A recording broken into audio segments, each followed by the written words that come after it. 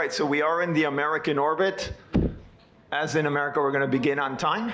Right, already kind of we're starting in our American orientation. Right, so I want to thank everyone. So I know especially my students here who have to be here, but I thank you anyway for coming. It's not, I don't take that for granted. And of course, all the other guests, and I see faculty members and friends. And of course, thank you to Etgar Keret for being here.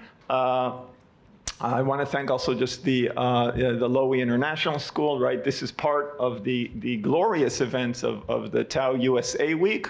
Today's the final day. There's still a lot of events, so right. So if you're interested in there's some stuff afterwards, you should check that out as well. And we're grateful for that. We're also grateful for the U.S. Embassy for helping to co-sponsor this, and they've always been our partner. So I want to thank them, and of course the Department of English and American Studies, where I'm a part, and most of you are a part as well. All right. So really, this is a great pleasure, and I want to briefly introduce Etgar, even though I don't think he really needs an introduction to this forum. But I will do so anyway. So here, Etgar is first and foremost a renowned writer of short fiction whose work has been translated into over 40 languages. He's received many international awards. He's a Renaissance man, I think, when it comes to the art of writing. He's produced countless short stories, graphic novels, screenplays for both film and television, theater adaptations, children's books, as well as nonfiction essays. His stories have been adapted into films, and his work has been featured in, among other places, the New York Times, the Paris Review, and of course the New Yorker, which I think is still the most prominent place for short stories, not just in the United States, but in the world. Among the many awards he has received, he won the Sapir, right, Pras Sapir, the Sapir Prize for Literature in 2018 for his short story collection, Takala Be'Ketze Galaxia, right, I have my copy here. And also a 2019 winner of the National Jewish Book Award for Fiction. So first of all, Etgar, thank you very much for joining us today. Thank you. So we thought it would be, I think, a good way to kind of flow into our conversation. And by the way, this is a conversation. It's informal. We're going to be literally chatting for about an hour.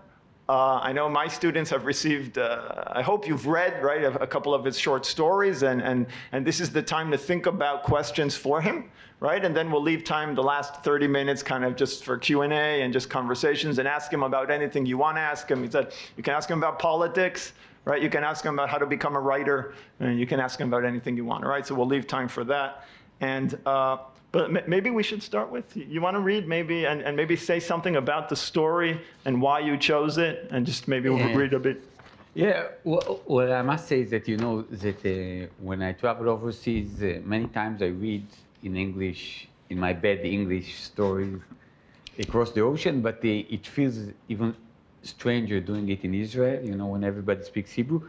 So I thought I'd just kind of read the first paragraph, and maybe we'll kind of tell the story, you know, that would be easier than reading the entire story. It will take us less time, maybe. And this is the opening story from my latest story collection called Autocorrect. It will be published in the US by Rivered next May. And the story is called A Word Without Selfie Sticks. In retrospect, I shouldn't have yelled at Not Debbie. Debbie herself always said that yelling doesn't solve anything. But what is a person supposed to do when a week after saying a tearful goodbye at the airport to his girlfriend, who was flying to Australia to do her doctorate, he bumps into her at an East Village Starbucks? When I saw her in the coffee shop, harassing the barista with questions about their milk substitutes, and I asked how she could have come back to New York without even letting me know, she just gave me a cold look and said impatiently, "Mister, I don't know who you are. You must have me mixed up with someone else." That's when I lost it. After almost 3 years together, I'd hoped for more civil treatment. So when she said she didn't know me, instead of arguing, I stood in the middle of Starbucks and yelled out all the intimate details I knew about her. including the scar on her back from when she fell on our trip to Yosemite, and the hairy mole in her left armpit. Not Debbie didn't reply, just gave me a shocked look as two cafe employees pushed me out. So basically, it's a story about the guy who after breaking with his girlfriend, because she lives to Australia, he meets her in New York. In the beginning, she denies that she's his girlfriend, and after they speak a little bit, he understands that she comes from a parallel universe. Apparently, there is this game show in a parallel universe where they send you to an alternative universe where that is exactly identical to the place that you're coming from, except for one detail. And the game show is that the competitors are supposed to find out what's missing in this word, and which they have in their own word. For example, you could get into a word that is exactly like the word you come from, but without selfie sticks. And the entire story is about them trying to find out what's missing in our word that basically not Debbie in her universe possesses, so she can win the prize. That's basically the story. So it's also a world without selfie sticks, right? That's the title, and what a wonderful world that would be, right? If we had that. Do we want to give the spoiler for how it ends, because it's wonderful. Also, I can tell that basically they fall in love. The idea is that the people who lose in this game show are left in the universe that they were sent to. So basically, falling in love and not finding what was missing, they kind of come to some kind of an agreement that probably she had lost, and that they stay together. And as they walk in New York, he shows her the church that he saw the first time he came there and which he wanted to get married in. He fantasized on getting married in. And as they entered the church, she started to get very restless. And he asks her, what's the problem? And she said, well, it's a church, right? So where is God? And he says to her, oh, no, it's just the house of God. God isn't here. So she said, oh, what do you mean? That if you go to a synagogue or a mosque, there's no God, like it's a word without God. And when she says that, she immediately teleports back to the studio because she won the game show, but she kind of leaves our protagonist behind in a world in which he won't get to be with her, and also in which he'll have to raise his family and children knowing that it's a godless world. So it's really at the end, right? So I'll leave time for questions, but I'm happy you already have a question, so hold on to that. But I want a few things here already that also just in the first opening paragraphs, but the story, right, it begins in a Starbucks in the East Village. I mean, the geography of Manhattan here is very important. It's a short story, but it begins there. Then they go to Central Park, I believe. They go to a cafe on 3rd Avenue. And then they go down to Trinity Church, which plays, right, that's where the plot really unfolds. Trinity Church is right, it's near Battery Park. It's in the south tip on Manhattan next to what was Ground Zero.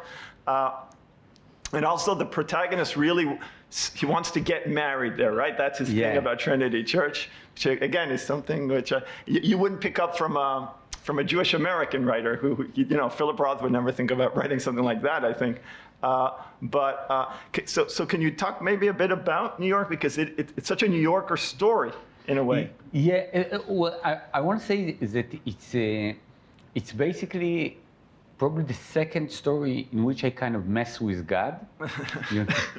I have a previous story which I really like, which is called Pick a Color, and it's a story about a hate crime. And again, I'll spoil this story too, but it's about a black man who's a victim of a hate crime that leaves him in a wheelchair.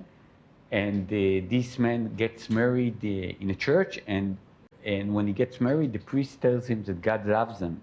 And after this, also his wife gets murdered, and he confronts the priest and he says, how can God love us if I'm in a wheelchair and my wife is dead? And basically the priest knows all the answers that they taught him in priest school, but when he looks at this man, he feels so angry that he starts cursing God. and he curses God in such horrible curses that God comes to the church. And when God comes to the church, he comes through the invalid platforms because God is in a wheelchair.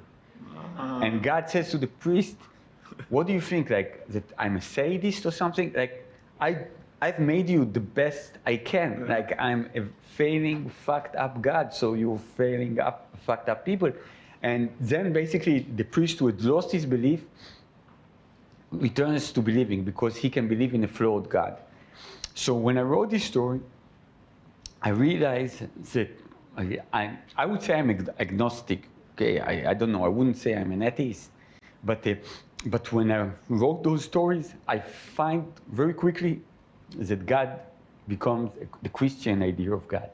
It's almost as if. Why? It does intuitively? Yeah, I think it's like a fear. It's like distancing something. Like, you know, okay, if I want to kind of mess with the God, I would rather mess with somebody else's God, you know, not my God, you know. I mean, you know, I don't know when I have to get re-circumcised, you know, it would get even.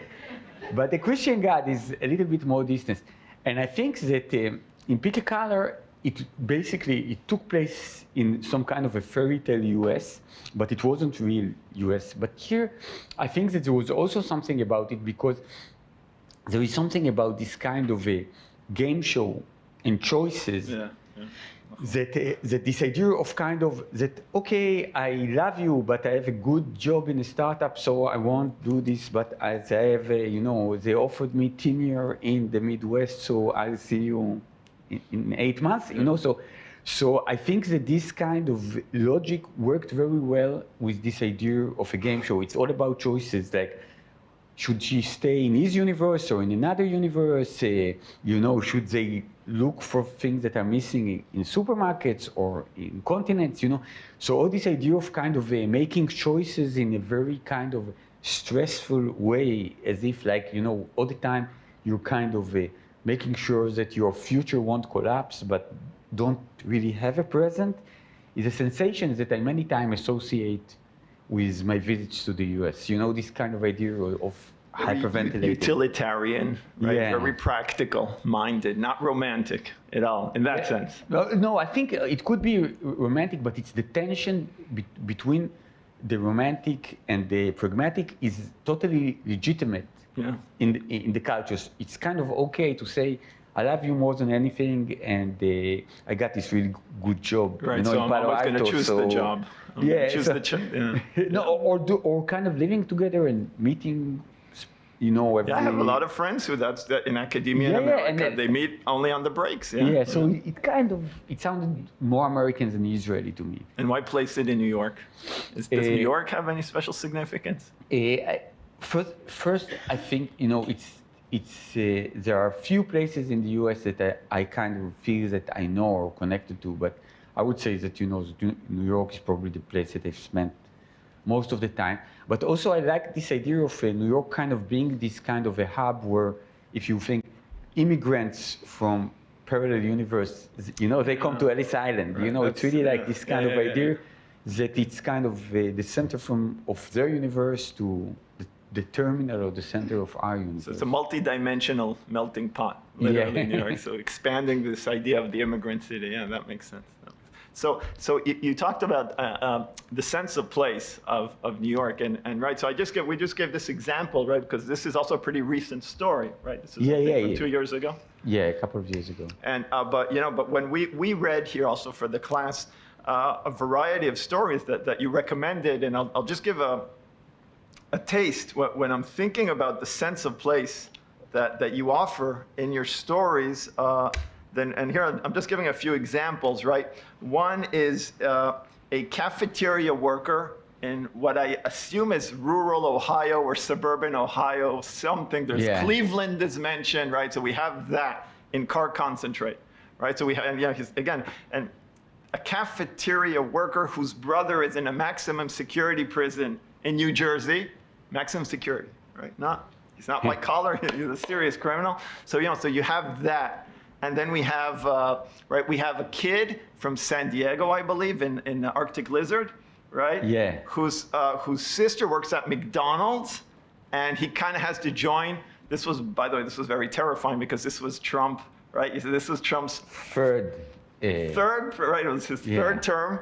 And it was, and you already imagined this back, right? When was this? 2018, I think, or something like that? Yes, about 6 years ago, or 5 years ago. So this is, right, this is Trump's, an imaginary scenario, Trump's third administration. Even though he said now it's going to be the second, it's just not going to end, right? Yeah. So he's not going to need to. Yeah, I'm going to adjust the story. Right, he's not going to need to be elected a third time. He said that. So it's that, right? And there's a 14 plus, that's the name of the unit, right? The 14 plus unit, I think, because there's no more soldiers left. It's like this world war. Is that not enough people to fight all the wars? So basically, they start drafting young people, and what they do is, I'm kind of blacking out on the name of the game that you pick up those little Pokemon. Yeah. So what they do is basically the way that they draft young kids, that they project the most rare kind of Pokemon style in war zones. So you can only catch it if you're a soldier. So they make kind of commercials in which they say, would you want to have an Arctic lizard that can beat everything? So join the army. And if you go to Iraq, you can catch them there. So it's kind of this idea, because I think that there is something about Trump, and it's really like when you write the stories, you don't want to judge somebody or say this is bad, this is good. It's just kind of this kind of feeling that you had, and I think that even back then there was this kind of a WWF, WWE kind of feeling about it. This idea that are we kind of, is it a show or is it an action? Are we having a claim about reality, or are we just doing stuff? Because when you see kind of these wrestling competitions, they're fake. The people that see them know that they're fake.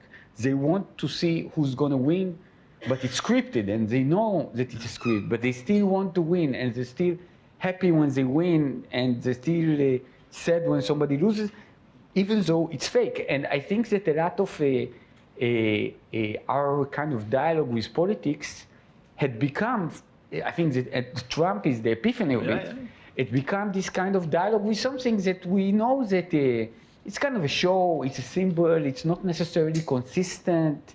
You can say this thing, you can say, and the question is really, let's say, if you think about it, today politics, if in the past politics would be something that would arrange our life and would make us survival more possible, then today politics is, I would say, the number one or the most major form of entertainment.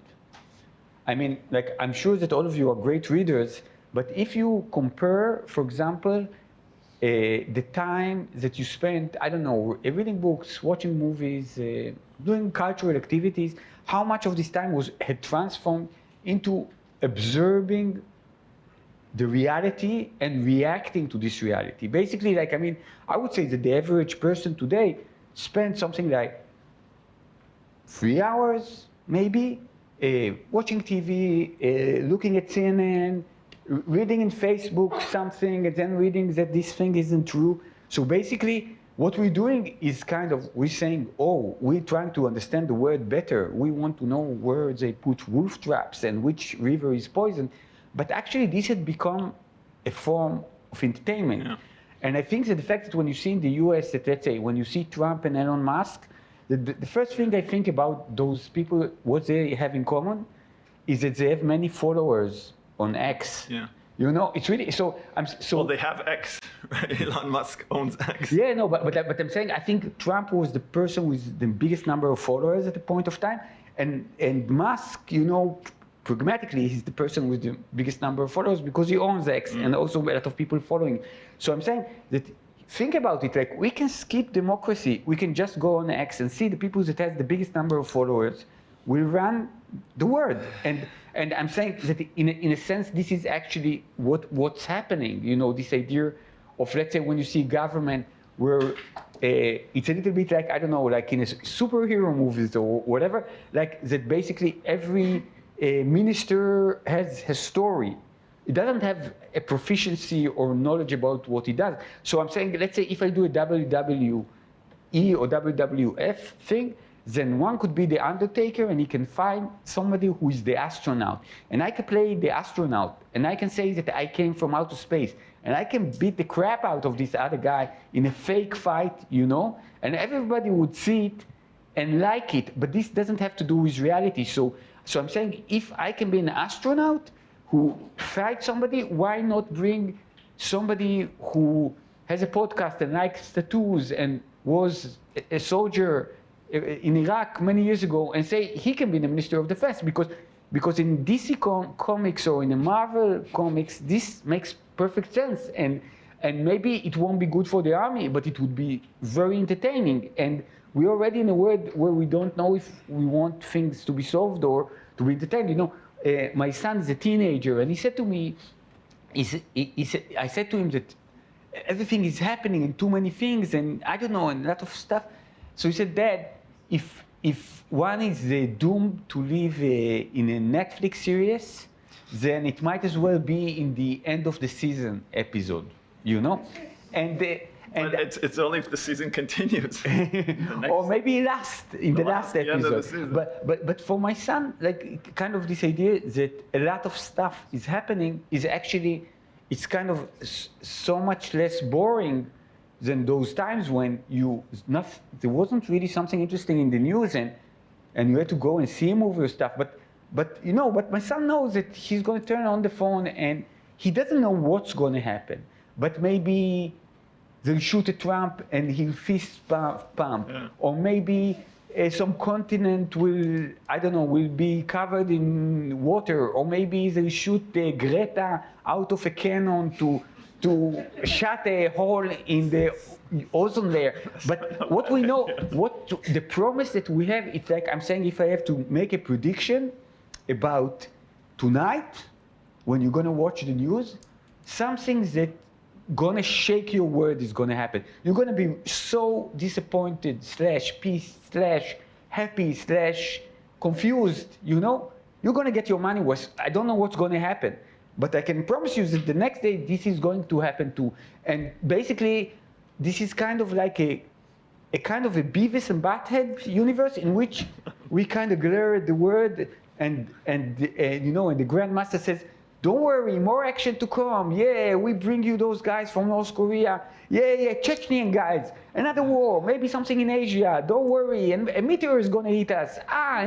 No, the COVID is back. No, COVID is not back. The vaccines are good. No, Kennedy says they're bad. You know, so it's really like, it's a little bit like kind of the word that became this kind of, let's say, a Jerry Springer show, where they say, wait with us after the commercial, somebody's going to beat up somebody and you're going to see something disgusting you never saw before. I mean, so obviously politics as entertainment, right? That was a long process, but everything you mentioned here, I have to say, just historically, the Jerry Springer show, right? For those who are not familiar, right? So that's a show in the late 80s, 90s. Jerry Springer was he actually passed away recently when he was a Jewish American journalist, and he had a very notorious talk show where he'd invite people so they'd start fighting, right? So it's like, so he'd invite neo-Nazis and Jews, right? So that's the type of stuff, right, that he'd do. He invented this kind of... He was the Immanuel Kant of crap TV. Wow, I know, that is very... I don't know who that's more insulting He's to. like the spiritual father of cheaters, you know? Yeah. I'm sure you're educated people, so you must have seen cheaters. I actually read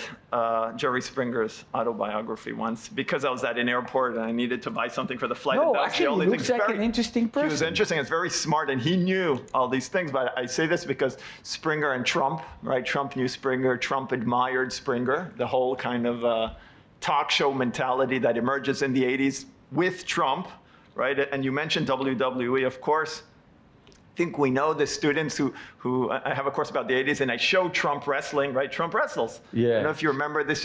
You can see it on YouTube. He wrestles what's called the Battle of the Billionaires with Vince McMahon. And yesterday, by the way, again, yesterday, Trump announces that Linda McMahon is his Secretary of Education, right? She is the CEO of WWE, of World Wrestling Entertainment. So this idea of politics and entertainment, this is the world we're living in. It's not a story anymore from Etgar's imagination. No, but also, again, you know, I think more than that, like if you would see a meeting point, let's say between politics and sports, then I don't know, in Sparta it was like, you know, you had to be strong and stuff.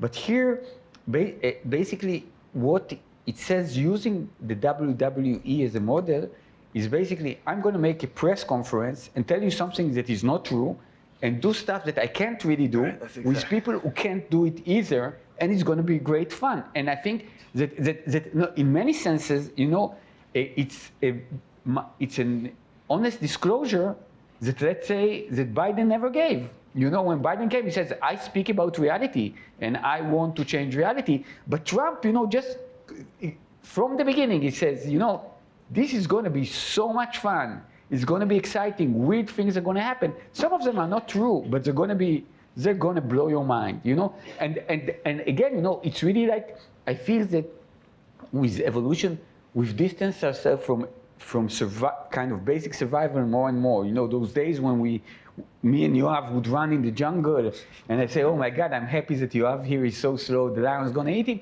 You know, they're way behind us. You know, it's all about, it's kind of like we distancing us. I was just thinking about this, that I think 3 years ago, the word of the year in the Merriam-Webster thing. They still do that? The word of the year in the They still do that? They're going to stop, you know, because what I'm going to say now, I bet, you know, they saw it too. So the word of the year was gaslighting. You remember when the word of the year was gaslighting? Does anybody gaslight anybody around here lately? No, people don't use it. You know, this became obsolete. So fast. Yeah, and you know why? Because the idea of gaslighting is that, let's say, if you could imagine reality as a continent, okay? And you know, continents sometimes split. So there is a moment before the continent splits, a moment of confusion. And then Yoav plays with my mind. And Yoav says, reality is not what you think it is. It's something else. Wow, wow, wow, wow, wow. And I believe Yoav because I'm such a naive fool. But what happened is that 3 years later, tectonically, the continent had already broke. So Yoav can't say this is reality because we don't share a reality. Because Yoav is this kind of a dumbass that he really thinks that vaccinations would help him. He really thinks that liberalism is important. He really thinks that all men were created equal. You know, this guy, he lives on another planet. He can't gaslight me. I don't get there, you know? So this idea of a word that kind of keeps shifting and spreading and almost kind of caving into itself, as my son says, it's going to end badly, but it's fascinating to watch. Could you? I just want to one more question about Trump, and then we'll move on. That is Trump is a. Could you have imagined him as a literary character, or does he even defy imagination? And no, I actually think it's very easy to imagine him because I think that he's a product of a culture. He's the epiphany of the product of culture because there is something about like when you go to a museum and you see something that is ready-made. So Trump, like I think humanly is kind of a Duchamp's toilet. No, really, because there's nothing that Trump does that he invented. Even though I think that the way that he speaks is amazing, and I truly think that I never saw anyone that evokes so many positive emotions in me when he dances. When I see him dance, I say, maybe humanity does have a chance, you know. It's small and it's kind of like ever shifting and there's something positive, and whenever he dances, he kind of seems nice and less sleazy than the rest of the time. And I'm saying, I don't know, it's like he has a lot of power, but I feel that he didn't invent anything. He didn't invent a political style? No, what I think is that he took things from entertainment and brought them into politics. That's the shift, because the idea is that politics, I think, in a sense, was always a little bit boring, because it never had to do with what we watch on TV. It only had to do with what kind of water we drink. And Trump made this move of kind of saying, I know how this works, how Jerry Springer works. Let's bring the Jerry Springer to politics, and then politics will be less boring. politics is boring, and now, but that's a good thing, right? I miss boring.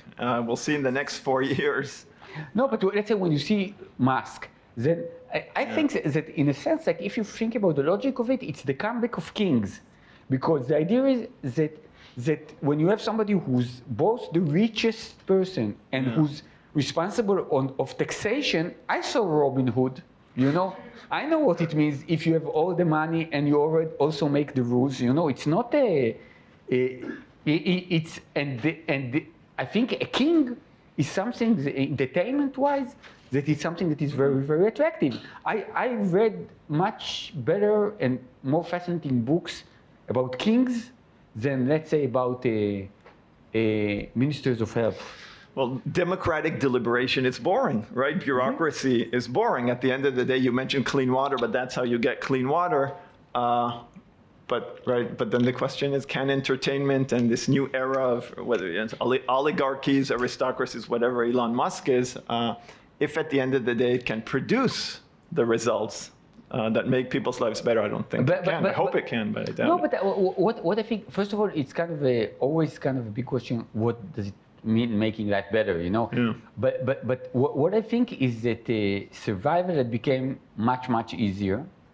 And that could mean that you could lower the bar. Because, I mean, if, first of all, I don't know, if humanity had to be cutting edge and to deal with all kinds of issues. So now you can, just kind of sit back and do dumb things and see how I don't know, things rot. You still survive, it will work, and your health will get better and you live longer years. We'll see with the vaccinations that Kennedy wants to start prohibiting, right? So, what you said that Trump is emblematic of, right? That he's a product of American culture.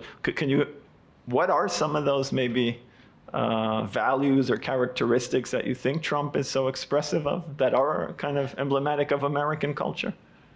Well, I think that this kind of there is something about first of all, the capitalist idea, this idea of putting yourself in the center in a very kind of Protestant way. I think a lot of the arguments around Trump is how rich he is. Now, you would say, like, if I would be Trump, I would say, oh, I'm so poor. Give me $1. Come on, be nice. Like, what do I care? But these arguments, people that want to attack Trump, they say, he's not really rich. He didn't make any money. And he says, yes, I did. I made a lot of money. This is something that, for me, very much is connected with Protestant and Calvinistic values, this idea that if you're rich, God loves you. So there is something about Trump that all the time kind of, he says, I don't want a kind of a goody two-shoes morality to decide if I'm good or bad. I want my success and my position in life. If I can date somebody that is much younger than me, if I have a private plane, if Elon Musk plays rugby with me, I don't know, then it means that I'm a good person, that God loves me, that I'm going somewhere. And this is something that I think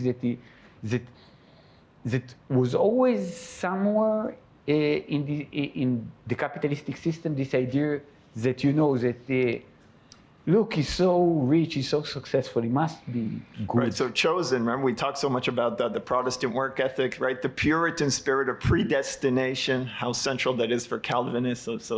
I never thought to connect Trump to that, but certainly maybe you could see the support, right, or the appeal of Trump. It's really, and what I feel more than anything is that there is something about, for me,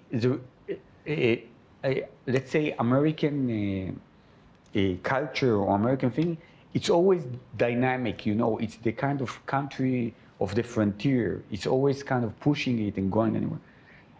And I think that in a sense, Trump, even if he's not the first, and we Israelis can be proud that we had Netanyahu before Trump, I think that he really pushed something in the conjunction between technology and politics.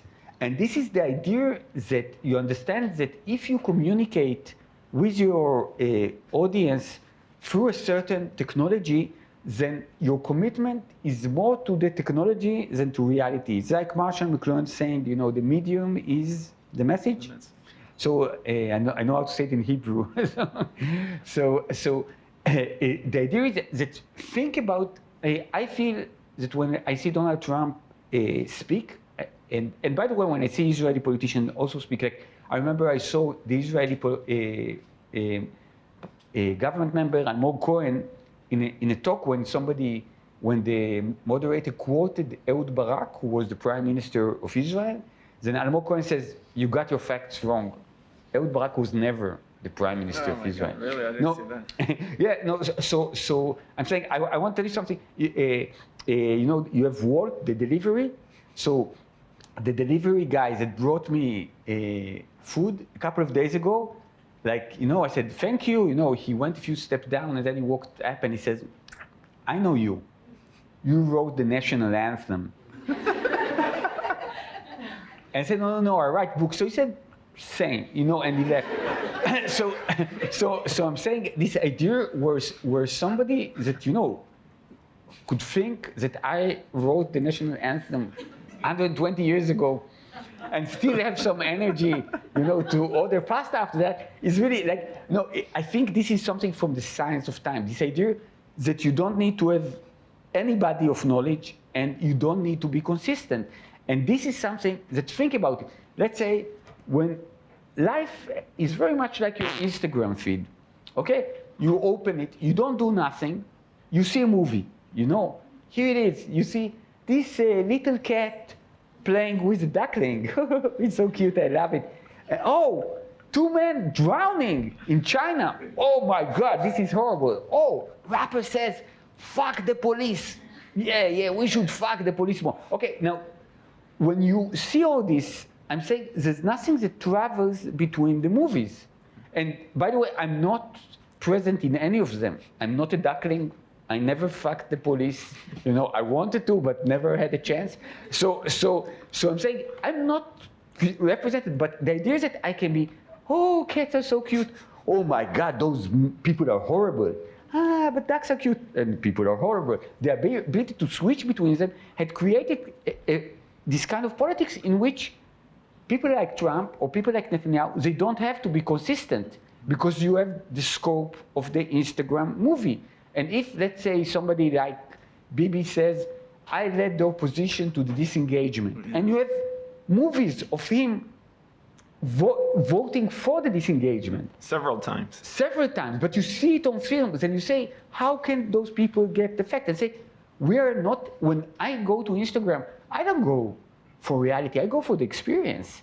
So I would like to feel that my prime minister was against the disengagement. That's what I want. And he gives it to me. The same way that Trump can throw a giant over a wall and, you know, in a WWE move. So I'm saying it's really like, they give us this kind of politics that reminds me when you're a kid and your parents drive somewhere and you see a rundown cat and you say, the cat, and your mom said, he's just sleeping. You know, so there is something very soothing about the Trump and Netanyahu lack of consistency, that they like us so much that they'll hide the truth from us if it would make us happy. So we could come back to the Netanyahu-Trump connection in the Q&A. I want to ask about the sense of place that you could place yourself and identify with quite naturally, I have to say. You know, the cafeteria worker from rural Ohio, and the soldier from San Diego, and the hitman, right? And this was right. You mentioned this when we corresponded from one of your earlier stories, yeah, right? Kavanot Tovot, right? Yeah. Best intentions, about a hitman from an orphanage in Atlanta. And these are just a few examples that come to mind, but I think there's many others. How are you able to, unless you were a hitman from Atlanta, how are you able to, or why are you able really to put yourself so naturally, I must say, in all of these very different American average Joe type situations? So I must say is that when I began writing stories that took place in the US, it all came from the fact that I loved the American films, I loved American literature, I loved comic books, you know. So I kind of grew up on that, and when I would write those stories, they would be exaggerated on purpose. So in the first two story collections that I had in Israel, I had a section that was not translated to other language, which was called Sifrut Meturgemet, translated literature. And in these stories, I would write stories that I pretend as if they were written originally in English, but badly translated to Hebrew.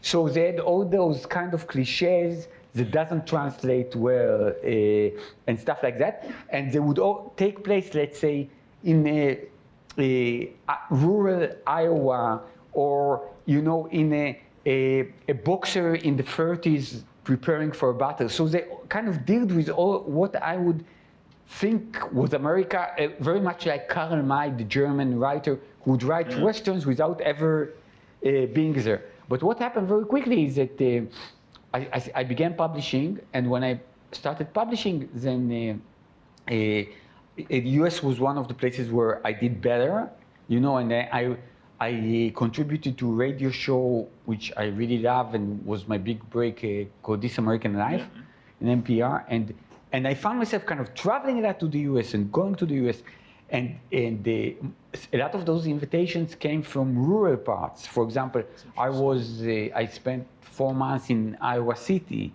I was in the Sundance program in Utah, so I've been a couple of times, spent a long time in Utah among Mormons, and Ari Fulman, who made Wars with Bashir, he always has these jokes that he says that I'm the only person who went beyond where Eran Kulirin had went, because Eran Kulirin made the band visit and had this kind of reputation of doing a lot of events in the US. So I've been to places really like, Tuscaloosa, Alabama, Akron, Ohio. The logic many times of speaking engagement is that the further and more remote you're willing to go, the better the pay is. Like to speak in NYU is not very profitable, but if you speak in a place that it takes 4 hours to get there and they don't have an airport and they feed the dean's body to the wolves, then you're going to get paid really well. But how do you explain that, right? Because if certainly Iowa, what is your ability? What do you think is the ability to connect? Because at the end of the day, are you? And again, this brings us to a more fundamental question, right? Are you an Israeli writer? Is there even such a thing? Are you an American writer? Because how do you connect then with someone in rural Iowa or Utah?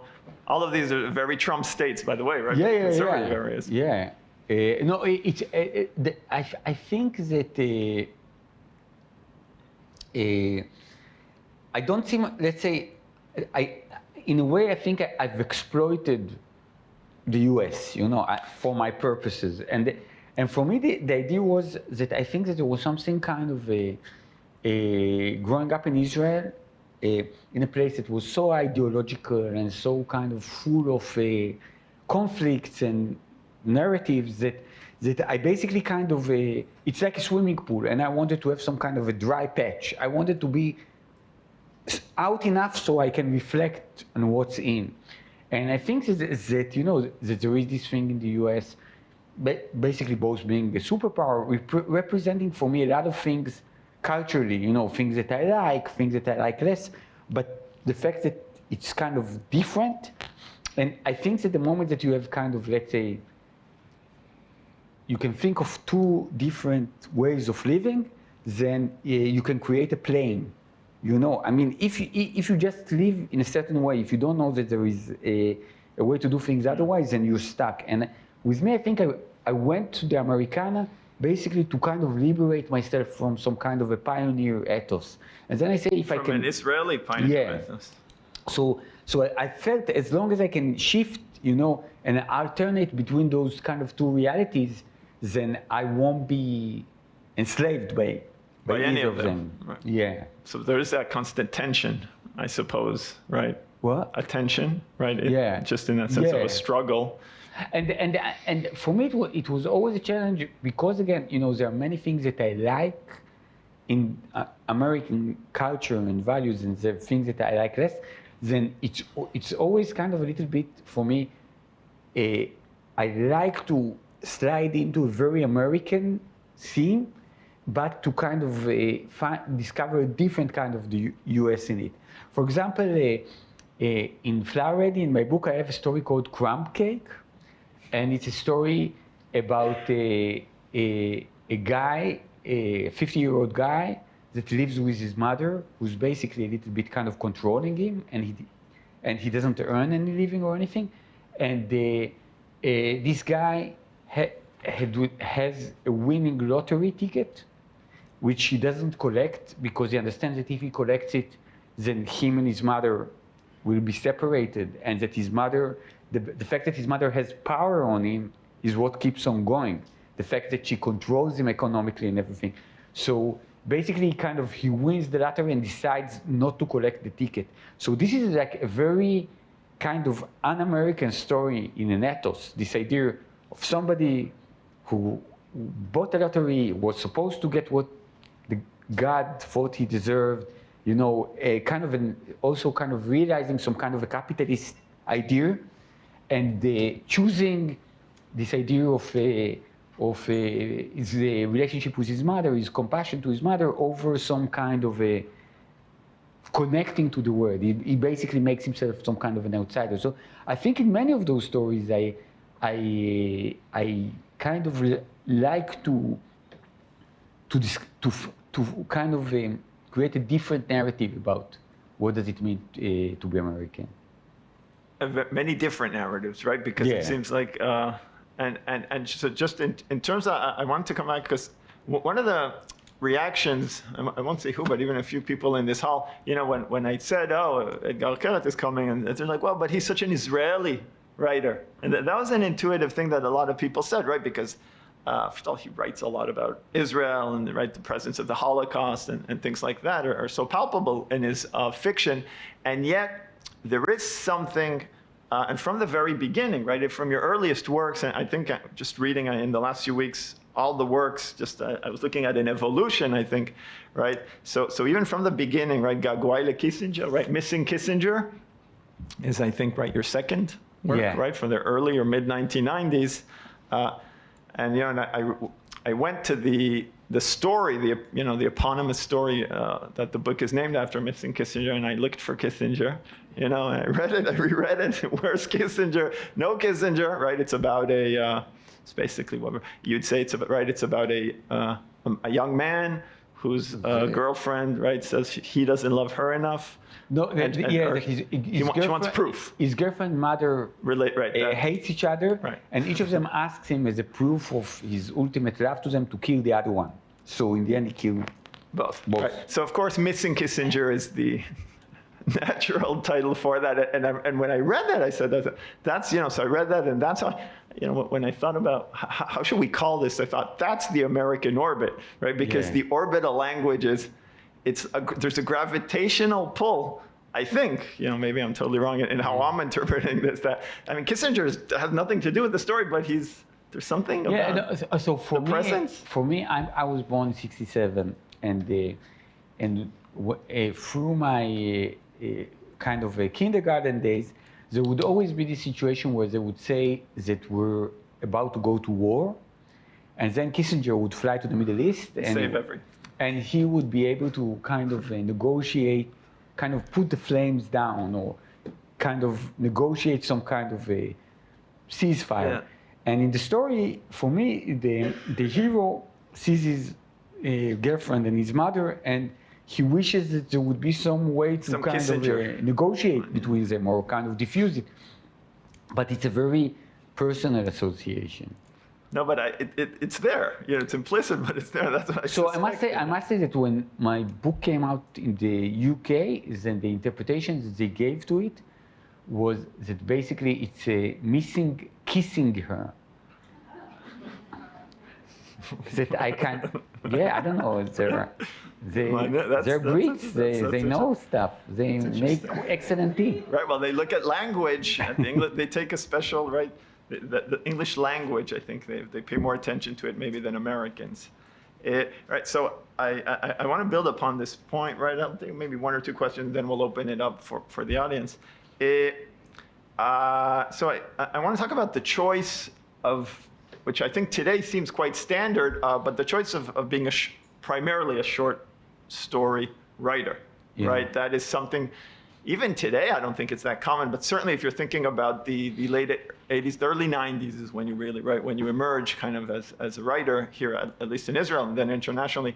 And the choice of being a short story writer, for me at least, I think is a very American decision, right? Especially if you look at, at Israeli fiction at the time, and even today, right? Mostly these epic novels, Amos Oz, David Grossman, and the short story, with the exception, of course, the Russians and Maupassant, but it is an American. It's a very quintessential American. It's short, it's to the point, it's pithy, I don't have time. I'm reading it in a magazine on my way to work, right? And the emergence of the short story, 19th century America, that's what it is. It goes hand in hand with mass publications, with these newspapers. A lot of the short stories that also we read in this class by Hawthorne, by Poe are serialized in these magazines. There's something very tachlis, right? Very pithy about that. And I'm wondering if you maybe can tell a bit about that decision. What drew you to be a short story?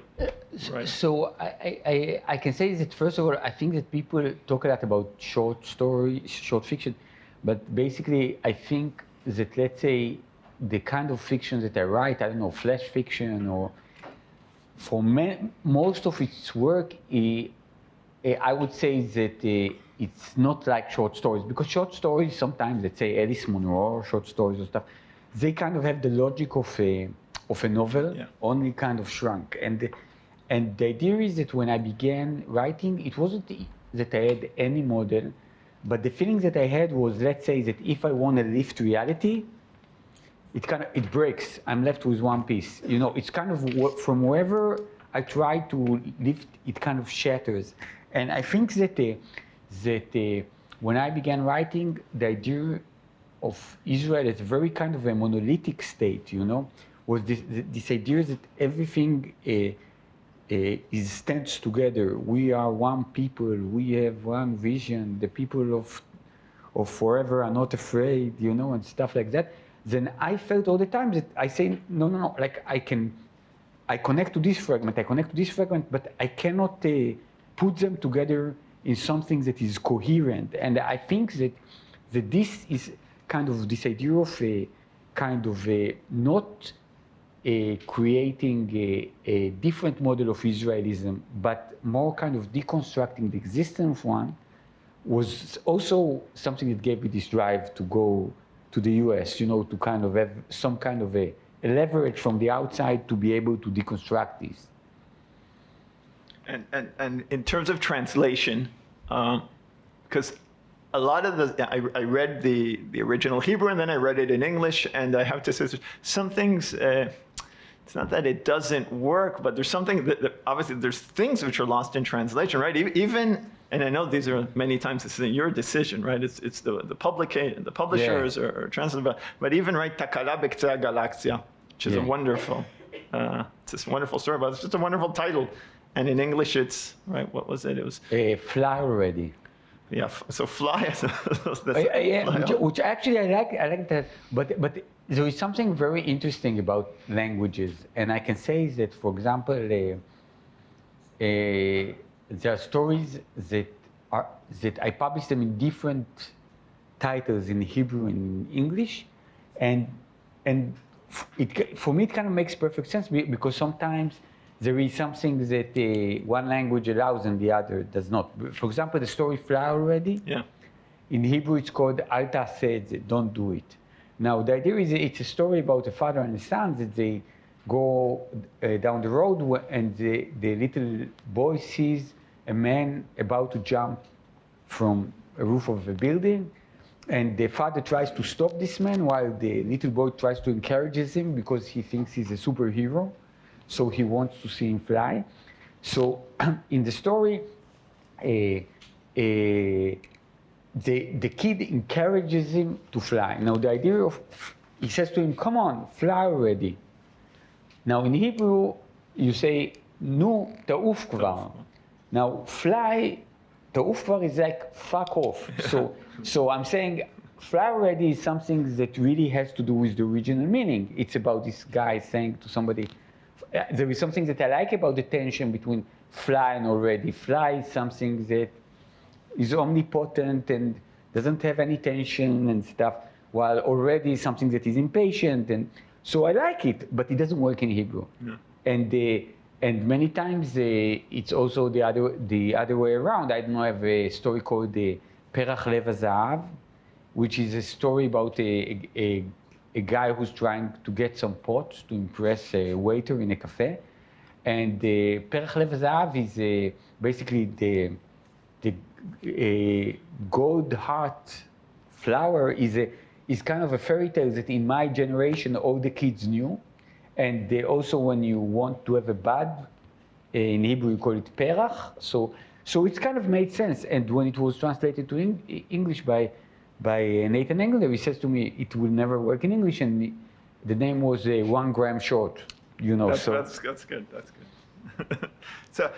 You just mentioned Nathan. I was wondering, and I know a lot of the students also asked me about this. Can you say something about who do you read or who you read? Or, I mean, right, Nathan Englander as a contemporary of yours. I know you're also friends. Yeah.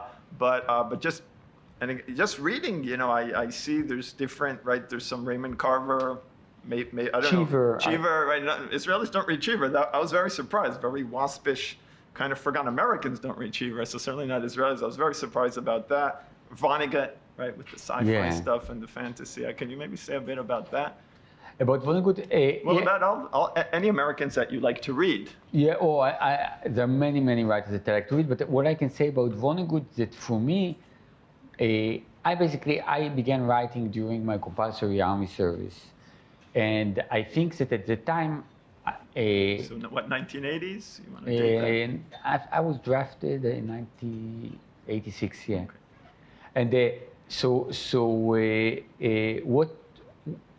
Basically, for me, I didn't think that I didn't have any plans to write. You know, I studied math and physics. I was supposed to go for the academic reserves in the Technion, in the Tech Institute, and I had no wish to write, or I loved reading, but I didn't want to write. And basically, when I was in the army, then they would detain me many times because I would talk too much, so I would stay. And whenever I would stay in the base, I would look for something to read. And I remember that I stumbled upon Kafka and upon Vonnegut at the same time. So I read like Metamorphosis and other stories and the Slaughterhouse-Five together.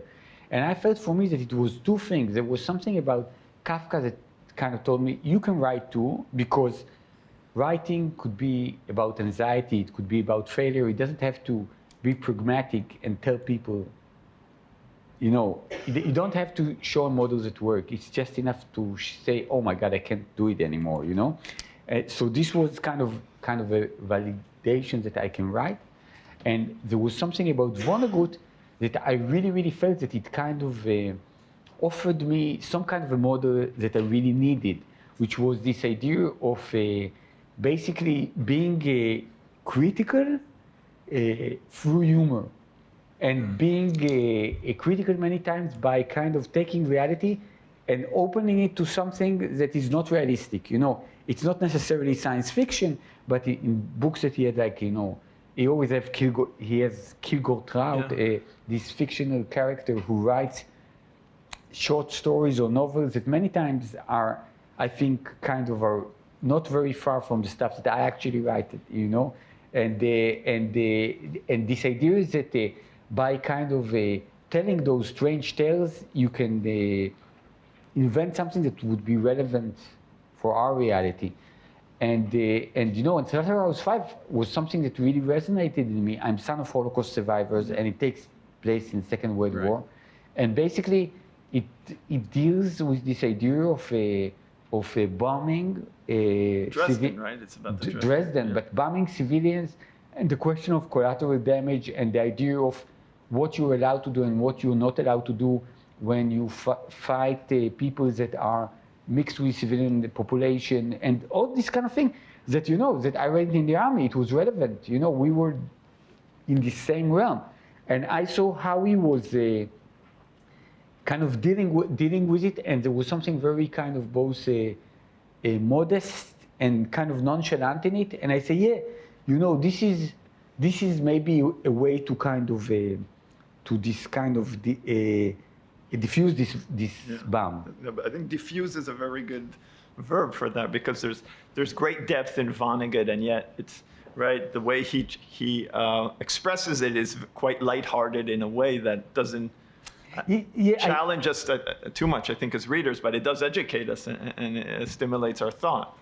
But I think that the key thing for me, both in Kafka and Vonnegut, which I think that many people would disagree with me, was that I saw them both as very accessible. There was something about the dialogues that they engaged. I read many writers that I loved that wanted to teach me, impress me, explain to me things that I didn't know. But when I would read Vonnegut and the Kafka, in the end, like it was this kind of feeling that you sit with a college friend, It could be a depressed one, or it could be a funnier one. But this idea is that it's kind of a intimacy that doesn't have any hierarchy in it. Yeah. It's not like a writer that is more important than you. You mentioned fun. I want to ask that, and then I'll open it up. That it does seem Kafka. I don't think he had fun. Right, writing for him was quite painful, if I recall correctly. But you do seem to have read. I think even I read Salman Rushdie, I think, or someone once said that that your stories they reflect the fact that you're having fun literally with us, and that writing is an experience that is uplifting for you. Is that true? I mean, is it joyous? Is it therapeutic? Yes, is it? It's like for the last 3 years, I have a newsletter on the Substack platform, and I kind of write every week. Basically, when I started doing it, then people like from the publishing world, that I know in Israel, I said, no, don't do it, and why write a newsletter and stuff. And I said to them that there is something about it that for me, my writing, if I write fiction or nonfiction, it's some form of a beginning of a dialogue. It's not that I figured it out and I want to tell my writers what to do now. It's kind of like starting a conversation, saying, don't you think this is weird? I don't know. I think it's weird, and the reader has to engage in it. And one of the things that pushed me to doing a weekly newsletter was this kind of understanding that when you publish a book every 5 years, every 6 years. And there was something about reality that they say, I don't want to wait 5 years for somebody to say that my story about this app sucks, In 5 years, I don't know what we're going to talk about. And the idea is that, strangely enough, when I did a newsletter, my first thought was to do an Israeli one. But then it was very obvious, very quickly obvious that the ecosystem won't be able to make it. And now today, in a strange way, I do see myself as an Israeli writer, but when I publish every week, more than 90, I would say 90% of my readers. It's in English, right? Yes, they're American. Yeah. So there are like 5% maybe Israelis, but most of them are American. So it's also funny that in the end, when I wanted to have this ability to do a dialogue, to engage in dialogue, then in Israel I had a WhatsApp group, and in the US, immediately it's a newsletter. It's 10,000 of people. It's you earn a living out of it. It's really like the stuff that I did in Israel as a hobby in the US suddenly. So some of these more practical considerations, right? They do, at the end of the day, determine. Yeah, but it's not only practical. Again, I think all the time. I think when it comes to the U.S., Israel, it's all this idea that all the time I need to distance myself to get closer. So for example, for me, it's really, really interesting that, let's say, I write political pieces on my newsletter, and it's very, very interesting because those pieces, sometimes I publish them in Israel, in Yediot Ahronot, or I just talk to my friend about it. And the idea is that when I send this to the American ecosystem, it really helps me see things better, instead of being kind of stuck in those. I just give you a weird thing. I wrote a piece called So You Think You Can Tell about the idea that they wanted to boycott Roger Waters in radio shows here. And it's a very, very personal piece about how when I got drafted to the army, I got drafted with my two best friends, and we decided what would be our funeral song. And we decided it would be Wish You Were Here. And it was really like a joke because we were not in a fighting unit. And a year later, one of us died. And when he died, me and my friend, we chickened out and we couldn't bring ourselves to say to his parents to play the song. And I was talking about how an artistic thing becomes such a huge part of your life. And I said, like, who am I punishing if I don't listen to this story and I don't remember my history? Am I punishing Roger Waters or am I punishing myself? So I wrote this piece, and in Israel, of course, everybody says, yeah, you BDS supporter, you piece of shit. And then I put it on the newsletter, and you say, how dare you call Roger Waters an anti-Semite? How dare the way that he portrays So for me, it's a good thing. It's really like for example, I'm a friend of Ira Glass from This American Life, and I remember that after the 7th of October, we had conversations that I almost felt that me and him, we were not living on the same universe, and he's a friend, and he's smart, and we have the same views. And very quickly, in the talk, I said to him, Ira, send me the 4 main sources from which you get your information, and I'll send you my 4. And I say, let's share them. And like in 3 weeks, I realized that there are many issues. I don't know.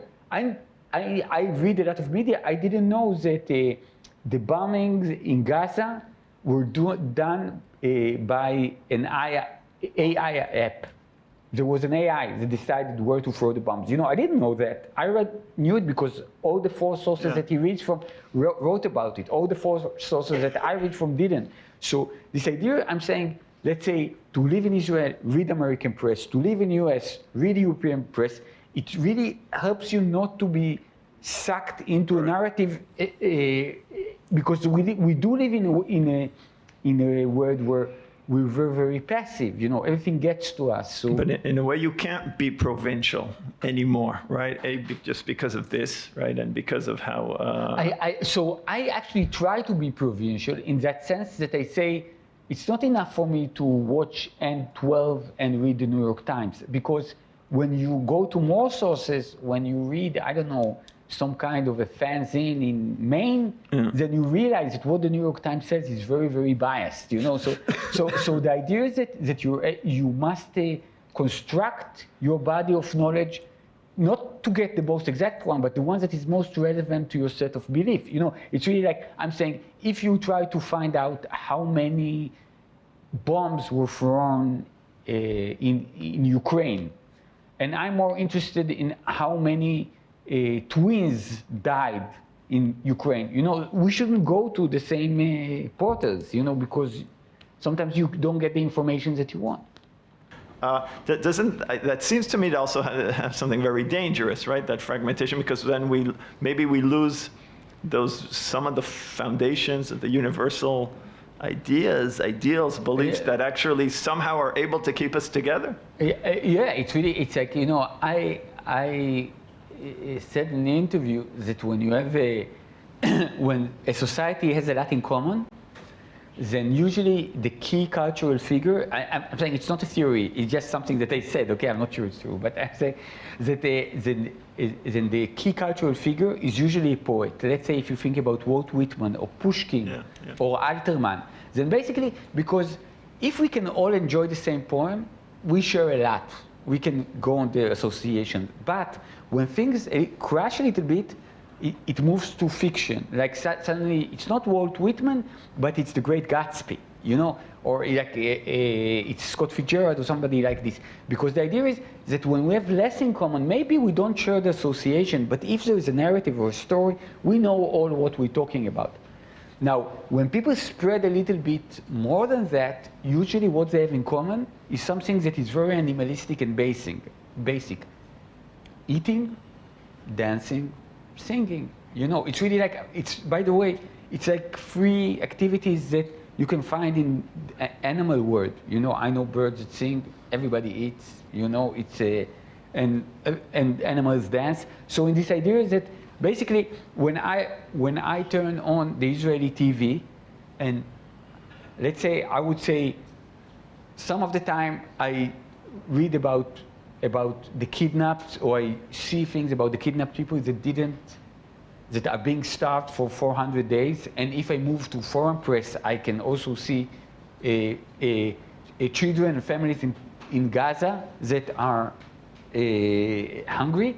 And right after that, I would see a cook show, and they would teach me how to make some kind of food. And the idea is that I don't think that they're taunting me. I don't think that they're making a joke out of the kidnapped or the people who are starved in Gaza.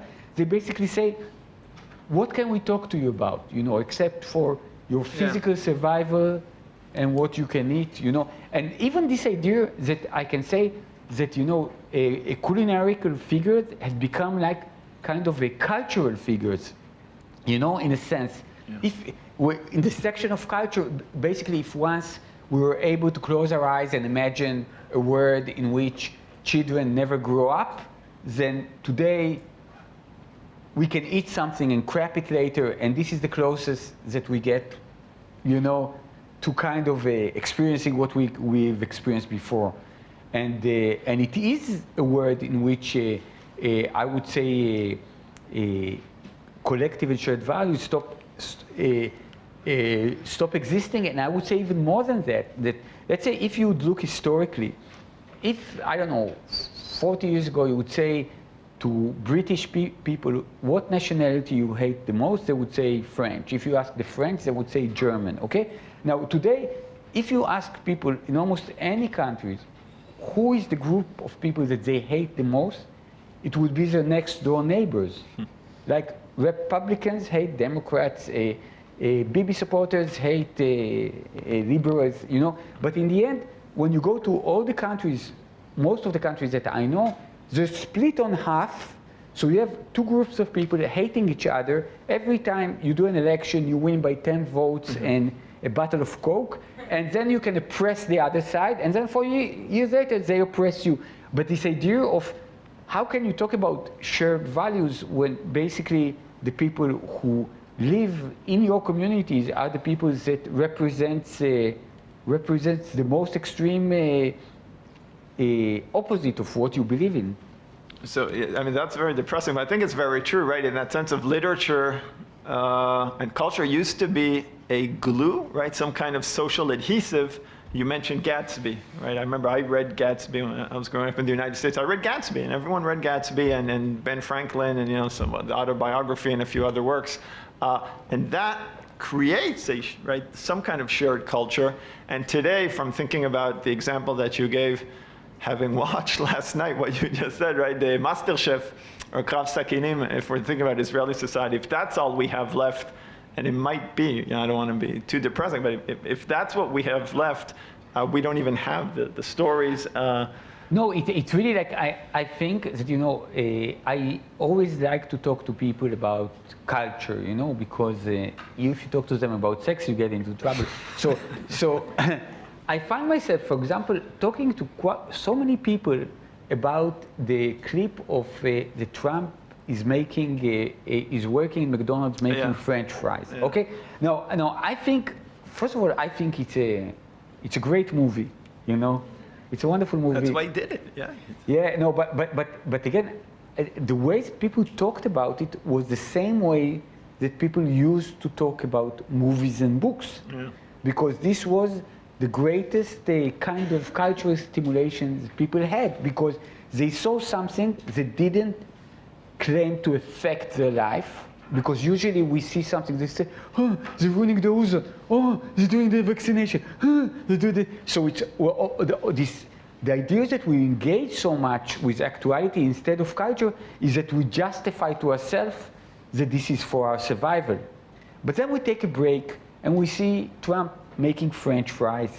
And it's really like, a little bit like Walt Whitman, you know. It's like exactly this like idea, you know, it's this idea. It's like, you know, it's what we love about America, and it's somebody rich working in a job that he would never really work, but he's doing it for us, you know. So we might as well appreciate it. And this idea of kind of a devolution in which we become more and more passive, you know, in which we just kind of glare at things and don't want to engage in anything that would right, but that's change it, our right? imagination. That's the devolution, right? Because with Walt Whitman, you have to engage with it and read and think about it and feel something, even if you just have patience to do it for 3 minutes. You watch the clip of Trump on the fryer. It's amazing. I watch it 3 times. But exactly that. That's the different experience that we have, right? That engagement, that introspection, that thought. Is that passivity that you said? Yeah, that for me is what's so dangerous. For me, if we want to finish this on a very sad note. No, I don't want to finish on a sad note. I want to finish on a happy note. Okay, no, a funny sad note. Then I can say, look, I have many examples for this kind of devolution that we're going through. And you know, and again, a lot of it has to do with technology. But I think that the simplest example of this idea of us kind of outsourcing thing or simplifying something and in the end losing is my personal sad story of me and the WhatsApp messages. I send a lot of WhatsApp messages because apparently I'm a very talkative person and a lot of people send me WhatsApp, so I have to answer them. And my 18-year-old son took pity on me.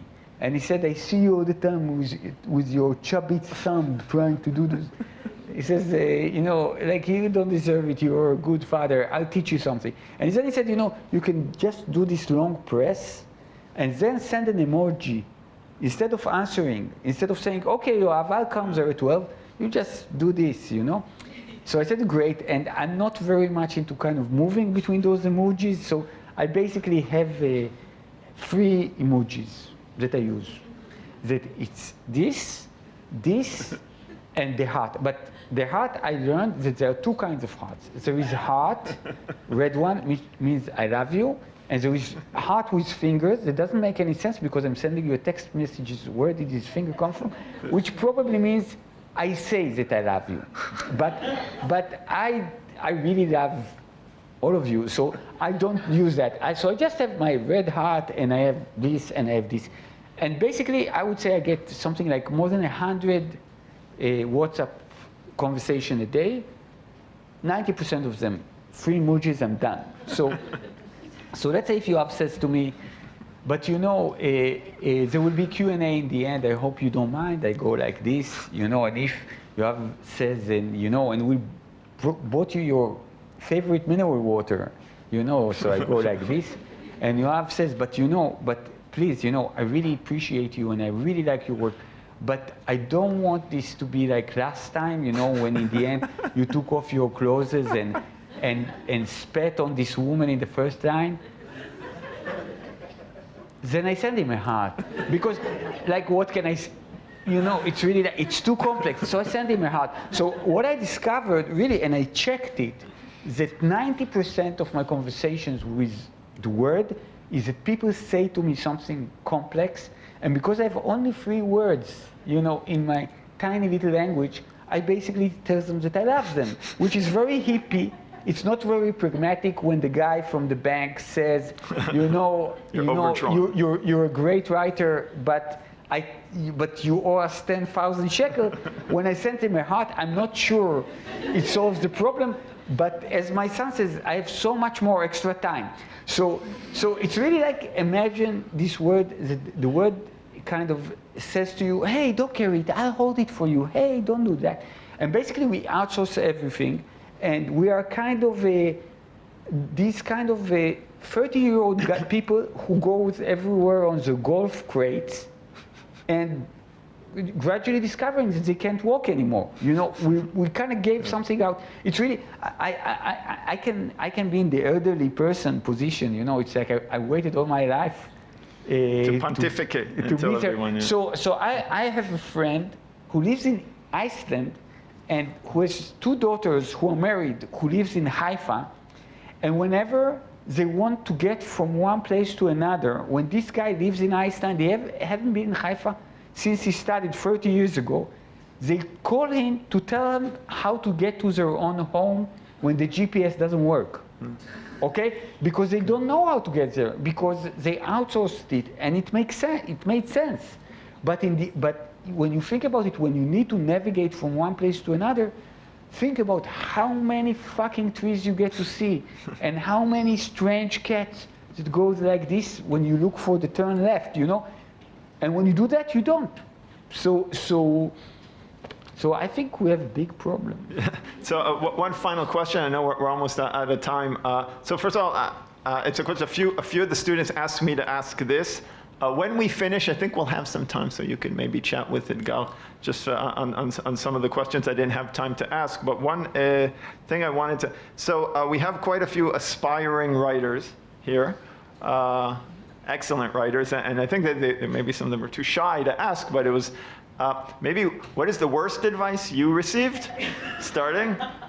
And if you could give them, what would be your best honest advice about how to make it in what is obviously a very difficult industry? Well, I studied in Tel Aviv University, and quite a few people told me that writing fiction is very distracting, and that if I want to get my PhD, then I should stop writing. But I can tell you something. I once taught in NYU, and in the beginning, you know, when you do workshop, in the beginning, you want people to say their names, but you also want them to say something. So I said to them, okay, each of you tell me your name and why are you in this workshop? You know, why do you come to this workshop? And basically, I would say that about 80% of my students said that they came to this workshop because what they want to do is to write the great American novel. And my advice to them, and to anyone who writes, I said to them, look, if I wanted to write the great Israeli novel, I would never write it, because I would write a paragraph and look at the paragraph and I say, is this the first paragraph of the great Israeli novel? No way, you know? And I would just keep rewriting it and rewriting it. But I said to them, if you just say, like, I'm bad at physics and I don't like my parents' business, and you know, and like, I don't know, and I don't even like to shower. Maybe I write something. Then if you do it enough time, maybe you write something that will be amazing and will change people's life. But I truly believe in some kind of a nonchalance or humbleness that comes with writing. I can tell you I'm very, very vain when I don't write, but whenever I write, I'm really immersed in the feeling that I'm doing something stupid and totally unimportant, and I get high on it, and I think that this is the only way I know that you can write something that has a chance to be meaningful. If you want to write something that is meaningful, it's a little bit like, imagine, I don't know, kind of going on a date with the most amazing person. Oh my God, I want to have his children. Oh yeah. It's so difficult to go to this date and make that other person see how amazing you are. But if you're just sitting with somebody, then in 5 seconds they see how amazing you are. You know, so if you're amazing. All right, so on that note, I want to thank Etgar Keret very much. Thank you. And I think this was a great pleasure. I think it's also very edifying for all of us. This will be up on the YouTube, on the Center for the Study of the U.S. on Tau VOD, so check that out. And also check out Etgar's newsletter, Alphabet Soup. It really is terrific. And for all my students, I'll see you on Monday to talk about Ben Franklin. All right.